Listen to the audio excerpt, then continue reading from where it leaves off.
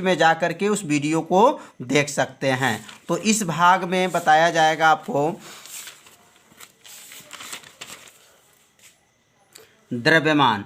अब द्रव्यमान क्या है और द्रव्यमान का मात्रक क्या होता है, तो इसका उत्तर होगा किसी वस्तु में पदार्थ की मात्रा को वस्तु का द्रव्यमान कहते हैं, इसे m से प्रदर्शित करते हैं। इसका मात्रक जो होता है किलोग्राम होता है।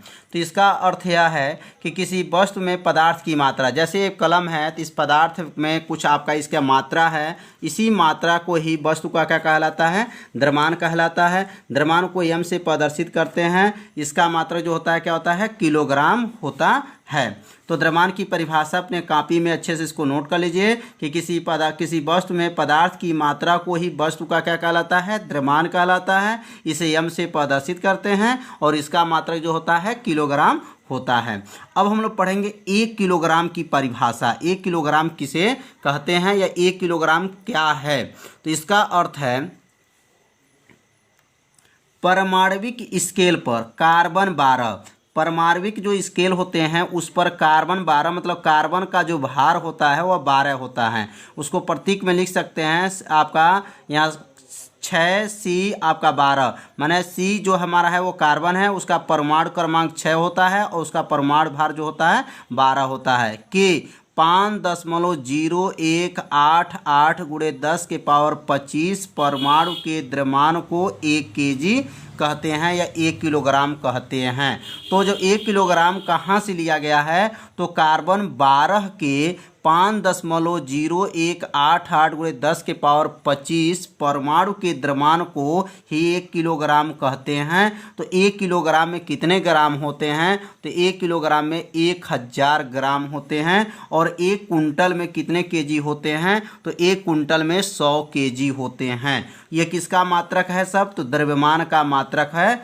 अब अगला हम लोग जानेंगे समय। समय किसे कहते हैं, समय की परिभाषा कहाँ से लिया गया है, इसके बारे में जानकारी रखेंगे। तो समय लिखेंगे आपका, समय का मात्रक सेकंड होता है। समय का मात्रक क्या होता है, सेकंड होता है। और यह सौर दिवस का 1/86,400वां भाग होता है, 1 सेकंड कहलाता है। अब ध्यान देंगे समय को किससे मापा जाता है, तो समय को मापने के लिए मिनट है, घंटा है, सेकंड है।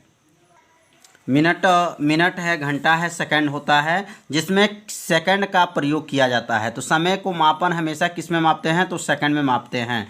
तो समय का मात्रक सेकंड है। या सौर दिवस, सौर दिवस मतलब एक दिन का 1/86,000 आपका 400वां भाग होता है, वह 1 सेकंड कहलाता है। तो 1 सेकंड की परिभाषा हो गया और समय का मात्रक क्या होता है, तो सेकंड होता है। अब अगला जानेंगे ताप। टेम्परेचर उसको बोलेंगे, ताप क्या है, तो कहेंगे आपका SI पद्धति में ताप का मात्रक जो होता है वह केल्विन होता है। इसे K से प्रदर्शित करते हैं। तो ताप किससे मापते हैं, तो केल्विन से मापते हैं। इसे किससे प्रदर्शित करते हैं, तो K से प्रदर्शित करते हैं।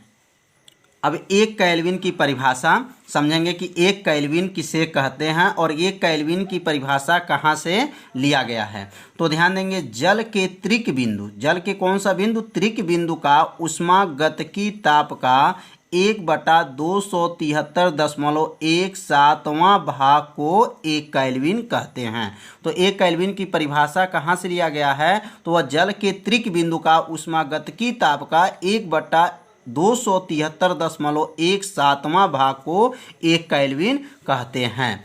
अब हम लोग पढ़ेंगे ज्योति तीव्रता क्या है। ज्योति तीव्रता की पहले परिभाषा जानेंगे और उसके बाद से आपका इसका मात्रक क्या होता है, इसके बारे में जानकारी रखेंगे। तो ज्योति तीव्रता लिखेंगे आपका SI पद्धति में ज्योति तीव्रता का मात्रक कैंडिला होता है। क्या होता है, कैंडिला। ज्योति तीव्रता किससे नापते हैं, तो कैंडिला से नापते हैं, कैंडिला होता है। और 1 कैंडिला की अगर परिभाषा बोलेंगे तो इसका उत्तर होगा 1 कैंडिला किसी दिशा में 540 गुणे 10⁻12 हर्ट्ज आवृत्ति वाले स्रोत की ज्योति तीव्रता है।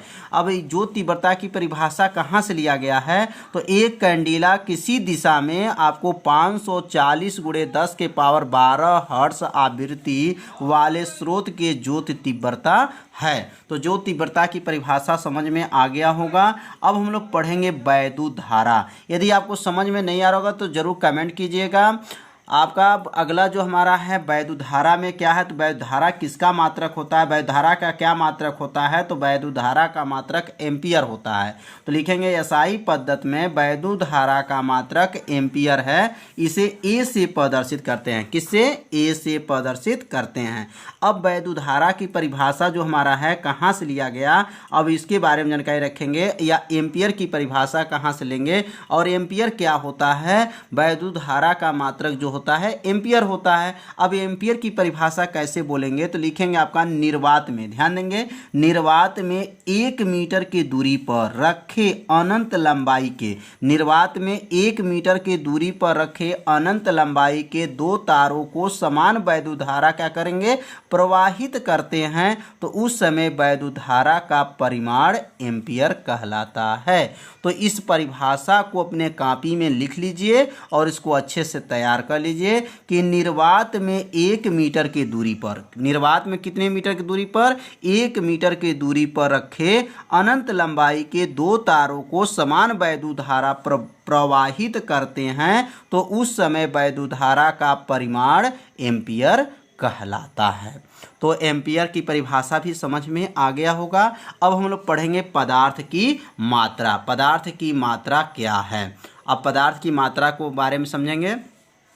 अब लिखेंगे एसआई पद्धति में पदार्थ का मात्रक मोल होता है। अब देखिए एसआई पद्धति में पदार्थ का मात्रक क्या होता है, मोल। पदार्थ की मात्रा को किससे मापते हैं, तो मोल से मापते हैं। अब मोल, 1 मोल की परिभाषा कैसे लिखेंगे, तो लिखेंगे 1 मोल किसी पदार्थ की वह मात्रा है, कहेंगे आपका 1 मोल किसी पदार्थ की क्या कहेंगे, वह मात्रा है जिसमें उस पदार्थ के अवयवों की संख्या C12। इसका मतलब यह हो गया कि कार्बन का भार क्या होता है, 12 होता है, के 0.012 किग्रा में परमाणुओं की संख्या के बराबर है। अब 1 मोल की परिभाषा यहाँ से नोट कर लेंगे कि 1 मोल किसी पदार्थ की वह मात्रा है जिसमें उस पदार्थ के अवयवों की संख्या C माने कार्बन 12 के 0.012 किग्रा में परमाणुओं की संख्या के क्या है, बराबर है।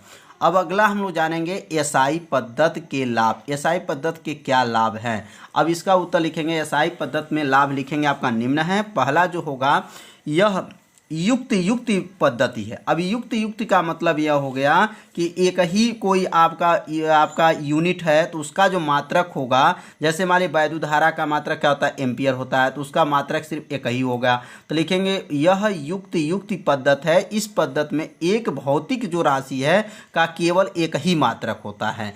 इसी का मतलब यह युक्ति पद्धति मतलब अर्थ यह है कि भौतिक राशि का जो केवल एक ही मात्रक होता है।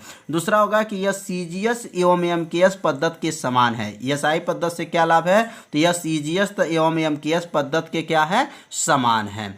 तीसरा यह जो आपका है कि यह जो है एक अंतर्राष्ट्रीय पद्धति है। एसआई पद्धति को क्या कहते हैं, अंतर्राष्ट्रीय पद्धति कहते हैं, इंटरनेशनल सिस्टम इसको बोला जाता है। तो इसलिए लिखेंगे यह एक जो है अंतर्राष्ट्रीय पद्धति है। और चौथा जो होगा, यह एक संबंध पद्धति है। तो यह एक संबंध पद्धति है। समझ में आ गया होगा कि एसआई पद्धति से हमारे लाभ क्या हैं। तो आज का जो पढ़ाई हुआ है बहुत आईएमपी क्वेश्चन थे, तो इसे अपने कॉपी में अच्छे से नोट कर लीजिए और अच्छे से इसको तैयार कर लीजिए।